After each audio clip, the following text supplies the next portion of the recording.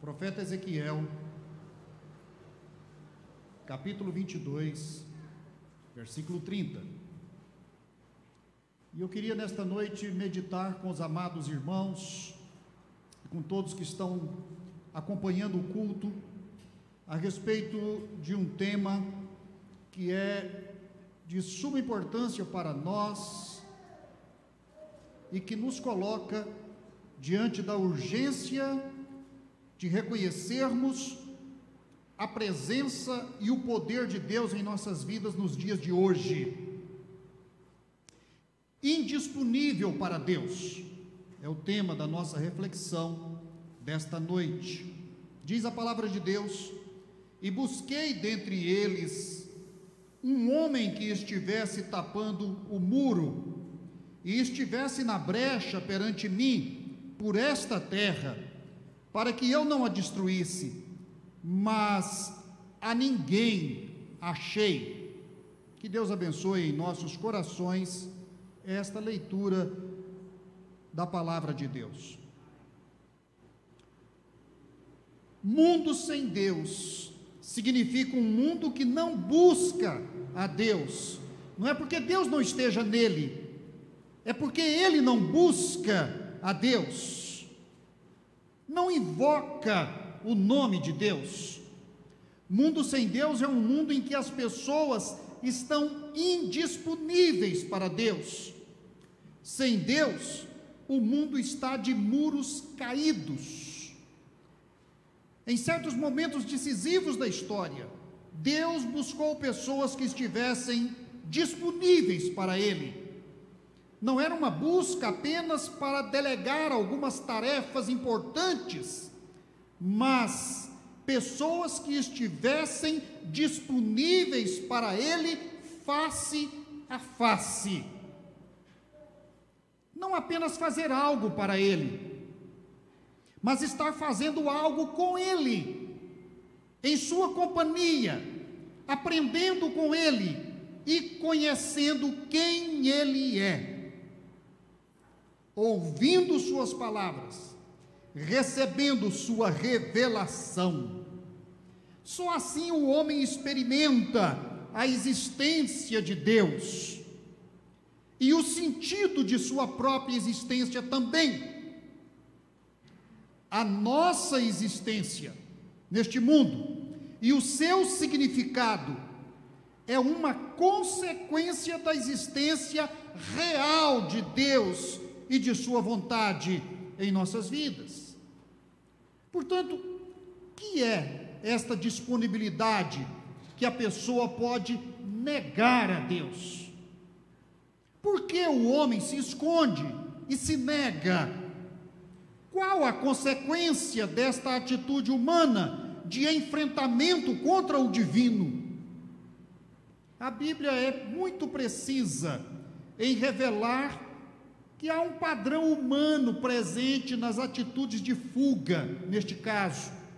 As pessoas se tornam indisponíveis por causa de razões que elas não querem enfrentar no momento. Os dias de hoje, especialmente, revelam uma sociedade em completa indiferença para com a palavra de Deus. Deus é apenas uma crença para onde se canalizam as forças religiosas. Religiões temos aos milhares, templos quase um em cada esquina, igrejas se multiplicam. Ele, Deus, tem se tornado um ser de religião, meramente. Mas a Bíblia revela um caminho para Deus que vai além de uma crença religiosa. A Bíblia apresenta o Deus vivo, o Senhor que nos chama pelo nome. Deus questiona e julga esta indisponibilidade do homem para com Ele. Isso não passa desapercebido, e isso não passa sem a justa medida do juízo de Deus. Busquei uma pessoa e a ninguém achei. Aqui então, neste texto de Ezequiel, e Ezequiel é um vidente, isto significa, é um profeta que vê a realidade com os olhos de Deus. Deus abre os olhos de Ezequiel para que ele veja o mundo, a nação de Israel, as pessoas, as lideranças, do mesmo modo como Deus as vê. E esta percepção, ela é muito rara. Esta percepção, ela é quase que desconhecida, simplesmente pelo fato de que as pessoas não querem olhar para a realidade, elas preferem a fantasia dos seus olhos, e elas preferem construir uma realidade que lhes seja então cômoda. Nesse sentido, o profeta Ezequiel nos mostra que a pessoa indisponível para Deus, ela está escondendo algo de Deus. Aqui no capítulo 22, versículo 6, Deus leva Ezequiel para ver de perto, como ele via, a realidade da vida social, da vida religiosa, da vida espiritual, das intenções do coração, do modo como os príncipes, os profetas, os sacerdotes e as demais pessoas que lideravam Israel, como elas de fato estavam indisponíveis por razões que lhe eram próprias, e escusas, e escondidas. Eles se disfarçavam tão bem que as pessoas pensavam que eles eram de fato os líderes espirituais e que estavam conduzindo as coisas de modo correto. Então Deus mostra a Ezequiel que eles estavam de fato escondendo algo muito sério, que era muito caro a Deus. E este é um ponto importante, porque nesta primeira característica que Ezequiel declara a respeito das pessoas que estão indisponíveis para Deus, ele revela que elas estão escondendo algo que envolve o sangue derramado a partir de suas ações ou omissões, que se transformaram em sofrimento, em dor e em tragédia. O sangue escondido. Então, diz a palavra que os príncipes de Israel, cada um conforme a sua autoridade, tiveram domínio sobre Jerusalém para derramarem o sangue inocente. Ou seja, o grau de afastamento de Deus e o grau de ambição foi ao ponto deles promoverem derramamento de sangue em benefício de suas intenções malignas. E isto era algo caro para Deus. O sangue clama, o sangue grita. É como o sangue de Abel, o sangue derramado, o sangue inocente derramado, o sangue resultado da maldade, o sangue que é derramado pela ambição. Ele clama, sua voz chega ao trono de Deus, e eles escondiam isto, e eles pensavam que podiam guardar o segredo e que Deus não iria tomar ciência do que eles estavam fazendo. Os seus segredos estavam bem guardados, as suas câmaras secretas estavam protegidas. E este texto é interessante quando nós o relacionamos com o capítulo 8, que são textos paralelos dentro da profecia de Ezequiel, o capítulo 8 com o capítulo 22, e lá no capítulo 8 eles demonstram a firme convicção de que o Senhor não nos vê, ou seja, eles estavam ocultos aos olhos de Deus. Deus não podia enxergar o que eles estavam fazendo. Ora, como que pode alguém desenvolver uma convicção tão esdrúxula a ponto de imaginar que pode se esconder de Deus? Mas a natureza humana, ela é tão sagaz, e Jeremias diz que o coração humano é profundo, e o coração humano, ele é astuto, que ele se engana a si mesmo. Ele é capaz de convencer a si mesmo de que os seus segredos estão protegidos de Deus, que Deus não pode ver aquilo. Caim estava convicto de que o sangue de Abel estava escondido, o seu crime estava escondido, a sua maldade estava escondida, que ninguém descobriria, que Deus não tinha olhos para prestar atenção naquilo. Então, uma pessoa está indisponível para Deus, mormente pela razão de que está escondendo algo de Deus, e algo grave, e algo que realmente implica em dor, em sofrimento alheio, e segredos que estão guardados, e que a pessoa imagina que jamais serão descobertos. Então, para proteger os seus segredos, elas não se apresentam diante de Deus. Para proteger os seus segredos, elas então se tornam indisponíveis para Deus.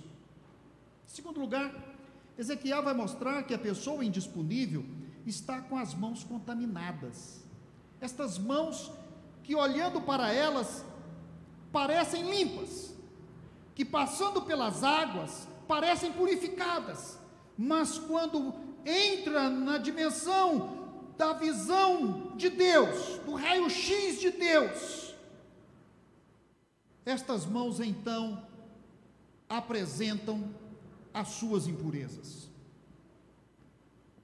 E aqui nos versos 10 a 11 deste capítulo 22 que lemos, Ezequiel vai dizer algo impressionante a respeito do que estes homens, aquela geração, procuravam esconder de Deus, e aquilo que eles faziam, e que por causa disso eles disfarçavam-se para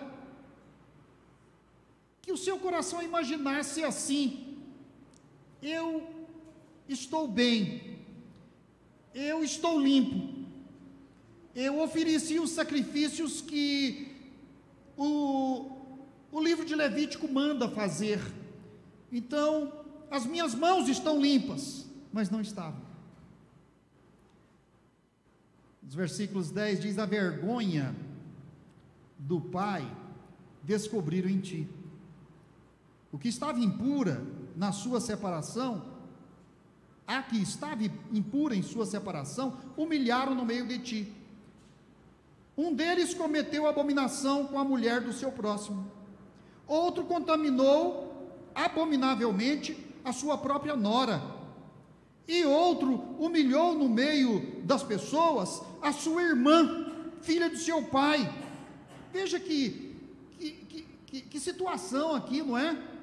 Envolvendo incesto, envolvendo violência sexual, envolvendo adultério, envolvendo um conjunto de impurezas que geravam violência contra o ser humano criado à imagem e semelhança de Deus. Deus era o protetor disto, e agora estas pessoas são violadas, e aqueles que as violaram dizem: não, minhas mãos estão limpas, eu tinha o direito de fazer isto.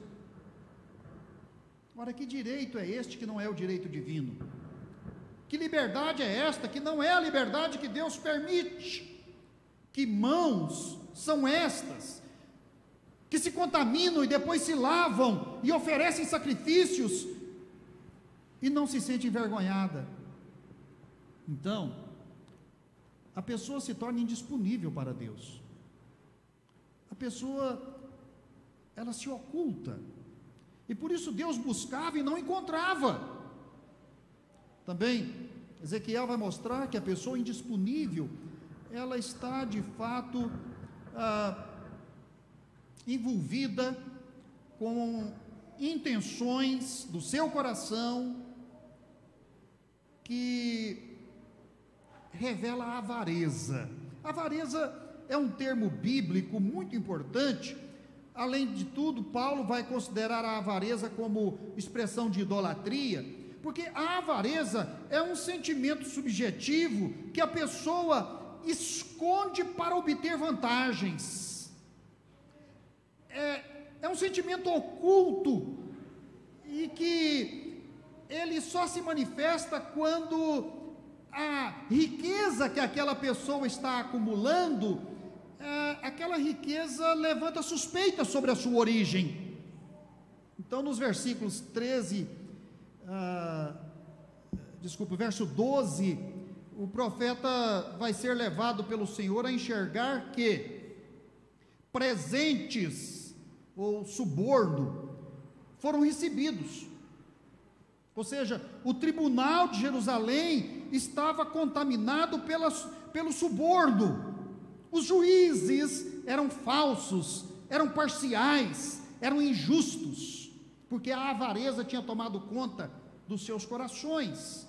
No meio de ti, eles derramam sangue inocente, usura e lucros tomaste para si, e usaste de avareza com o teu próximo, oprimindo, mas de mim te esqueceste, diz o Senhor.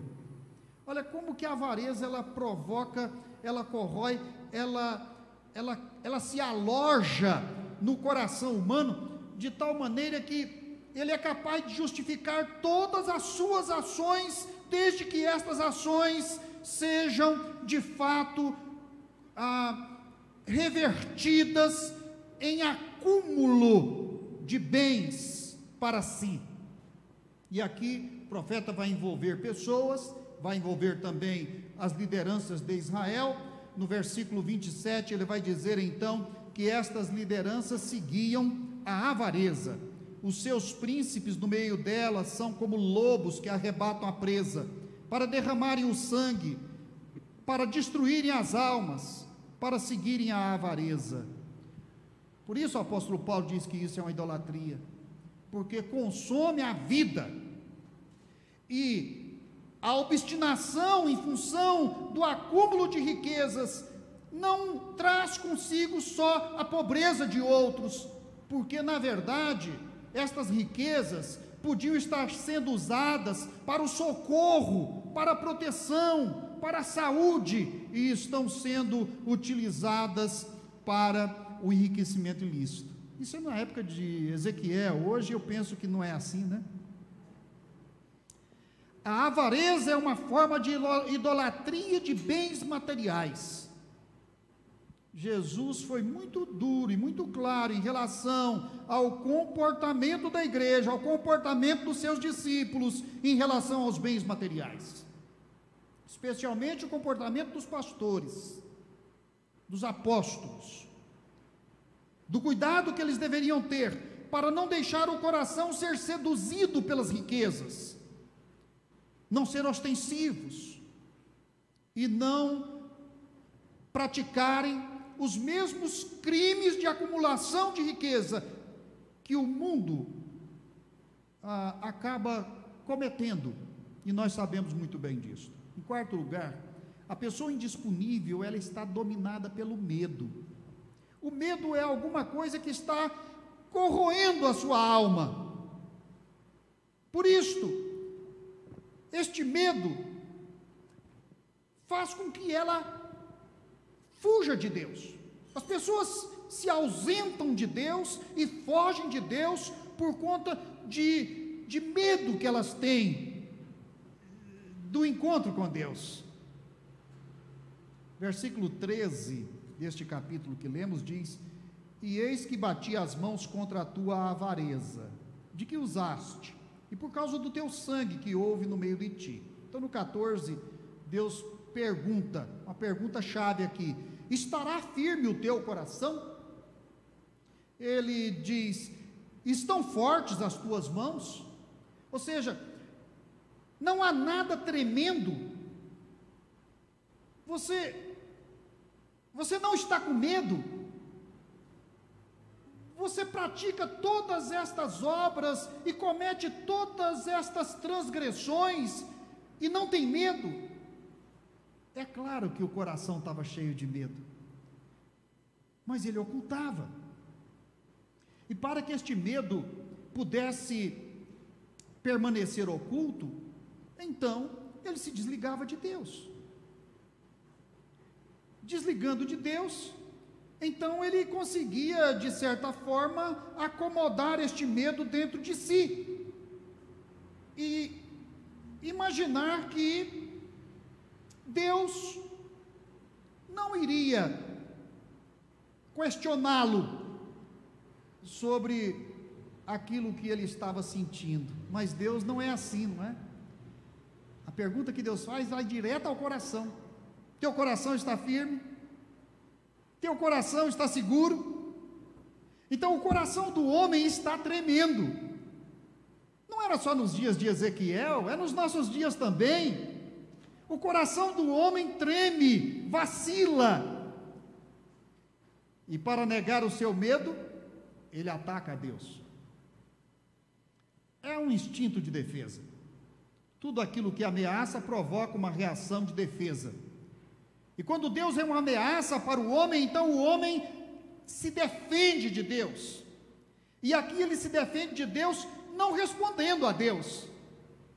Parece Adão, quando pecou e se escondeu. E Deus o chamou e ele não respondeu. Até que Deus insistiu e o descobriu então, no meio daquelas folhagens.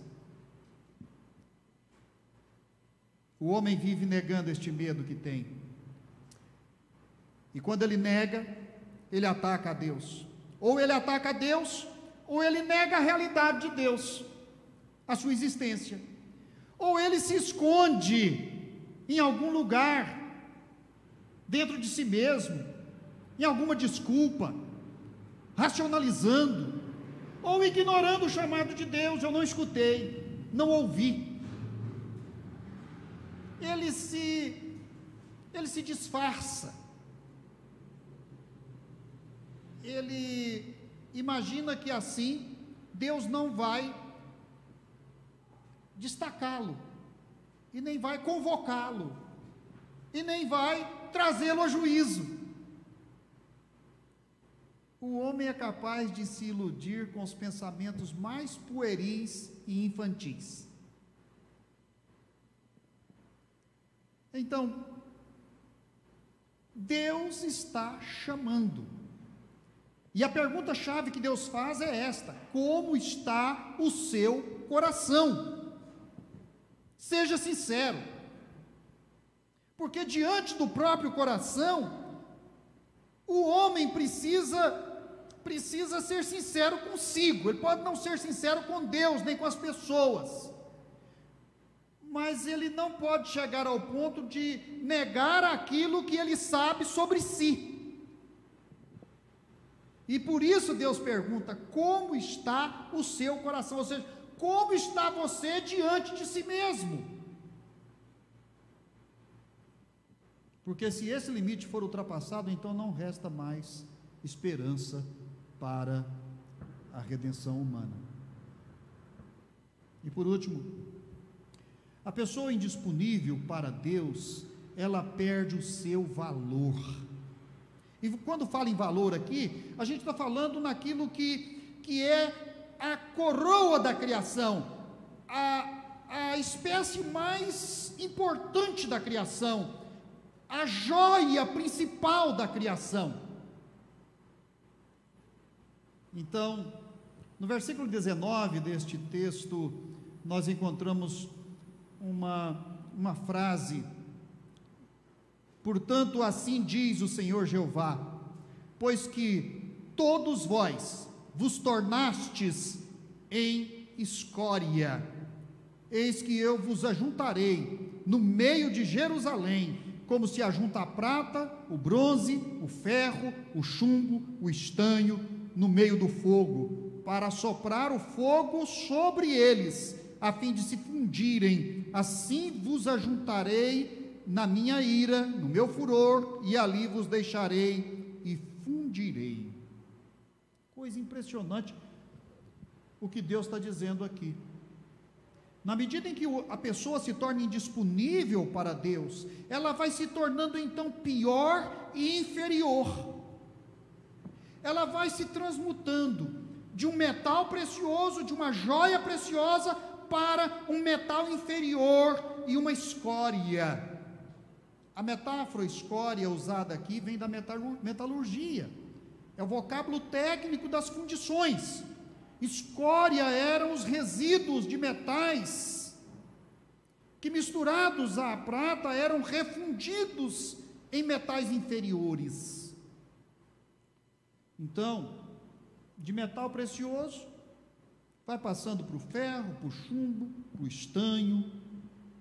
Interessante esta visão de Ezequiel, porque para Jeremias, Deus disse: Jeremias, desce à casa do oleiro, veja lá o que o oleiro pratica, e depois traz a mensagem para Israel, e diga a Israel: como barro na mão do oleiro, assim sois vós na minha mão. Mas a Ezequiel, ele manda descer à fundição, e lá na fundição, Ezequiel então vê a escória. E aí Deus diz a Ezequiel: agora vai e diga ao povo de Israel, de metal precioso, olha o que vocês se tornaram, olhem em que tipo de coisa vocês se transformaram, e não é uma ação de Deus sobre eles, é uma ação deles para com eles e para com Deus. Aqui diz o texto: vós vos tornastes, ou seja, esta é uma frase que joga sobre a pessoa decadente a causa de sua decadência. Então ninguém entra em processo de decadência por conta de vontade divina. A vontade divina é ascendente, mas o pecado torna o homem descendente, escória. A gravidade desta condição das pessoas em nossa sociedade é que estamos nos tornando menos humanos por causa do pecado. A sociedade cada vez é menos humana, menos a imagem e semelhança de Deus, ou seja, a imagem e semelhança de Deus vai diminuindo, a ponto dela se inverter, e a natureza humana se tornar a expressão do antideus, que o Novo Testamento muito bem apresenta como o anticristo. Queria concluir então. Deus buscou uma pessoa e não achou. Ele desejava encontrar alguém com quem contar, alguém para a brecha do muro, alguém que clamasse por Jerusalém aos céus. Não encontrou. Alguém que tivesse o mesmo sentimento de Deus, ou que Deus tinha por Israel. Ou seja, Deus procurava uma pessoa que pudesse sentir com ele, ver com ele, se compadecer com ele, alguém que revelasse ainda algum amor pelo seu semelhante, por Israel, por Jerusalém. Alguém que olhasse a realidade e buscasse a Deus para dizer: Senhor, há algo tremendamente falso aqui, tem misericórdia de nós. Mas ele não encontrou quem fizesse essa oração. Há alguém hoje que ainda vê a realidade com os olhos de Cristo e é capaz de chorar sobre Jerusalém? O mundo, este festeja, aproveita os prazeres, adora suas tecnologias, cria seus paraísos, escolhe a terra como sua morada futura e rejeita qualquer ideia de pecado, de juízo divino. Cada um é senhor de si mesmo. O Deus real é substituído pelo Deus fantoche, por um ventríloco. Cada um fala como se Deus fosse. O resultado está estampado no cristianismo, que hoje está aí patente, um cristianismo decadente, nas religiões se multiplicando, e cada um oferecendo a sua solução, cada um oferecendo o seu caminho. na degradação moral da sociedade, na degradação espiritual das pessoas, na política, na ecologia, na vida familiar que está desmantelando, nos sentimentos emocionais que estão todos em conflito, na vida física com tantas enfermidades e na identidade do ser humano. A pior vítima, a identidade do ser humano. Quem é o ser humano hoje? Em Ezequiel 8, texto que eu citei, correlato de Ezequiel 22, Deus chama Ezequiel e mostra a ele uma cena que representa bem a atitude de uma geração de homens que está indisponível para Deus. Lá no versículo 12 do capítulo 8, então me disse: você viu, filho do homem? Eles dizem: o Senhor não nos vê, ele se foi. Deus está compartilhando com o profeta e dizendo: profeta, filho do homem, você pode ver como eu vejo, você pode sentir como eu sinto, você pode compreender o meu sentimento, filho do homem. E então, os homens, de costas para o templo do Senhor, e com os rostos virados para o lado oposto, para o oriente, estão na direção oposta a Deus, segundo o capítulo 8 de Ezequiel. Para uns Deus não vê, para outros Deus se foi. São homens indisponíveis. O profeta ainda vê homens de costas para Deus e adorando o sol. O sol. Adoravam o antideus. Será que enjoaram de Deus? A crença se esgotou. Aliás, essa é uma característica das crenças em geral. As crenças se esgotam. Se a sua fé é uma mera crença, ela também vai esgotar. E você vai entrar em crise. E vai perguntar: onde está Deus? Que eu não o reconheço mais. E aquilo que eu cria, por que não se torna real para mim agora? Crença é diferente de fé. Por isto, as crenças envelhecem e as crenças falham, a fé não. Então, Deus busca um homem para estar em sua presença, em sua face. Um dos versos mais lindos das Escrituras está em Ezequiel capítulo 34, versículo 31, que revela o quanto Deus se importa conosco. Diz o texto: vós, pois, ó ovelhas minhas, ovelhas do meu pasto, homens sois, mas eu sou o vosso Deus, diz o Senhor Jeová. Eu sou o vosso Deus. Deus aqui revela o quanto se importa conosco e o quanto nos ama. E o que me impressiona nessas palavras é o carinho que Deus revela. Deus é um Deus carinhoso. É um Deus que é capaz de chamar as ovelhas mais distantes, é capaz de trazê-las para os seus braços. Verso 11 diz: porque assim declara o Senhor Jeová: eis que eu, não outro, eu mesmo, procurarei as minhas ovelhas e as buscarei, como o pastor busca o seu rebanho. Olha que sentimento Deus tem por nós. Olha o quanto às vezes perdemos por não estarmos na presença de Deus. Olha o quanto o mundo está perdendo. Olha o quanto as pessoas estão perdendo. Olha como que aqueles que estão indisponíveis para Deus, desvinculados, desligados, por causa das suas atitudes e daquilo que escondem, estão perdendo. Verso 16: a perdida buscarei, a desgarrada tornarei a trazer, a que está quebrada eu vou enfaixar, a que estiver ferida e fraca eu vou fortalecer, mas a rebelde, a gorda, a orgulhosa, eu destruirei, apacentarei o rebanho com justiça.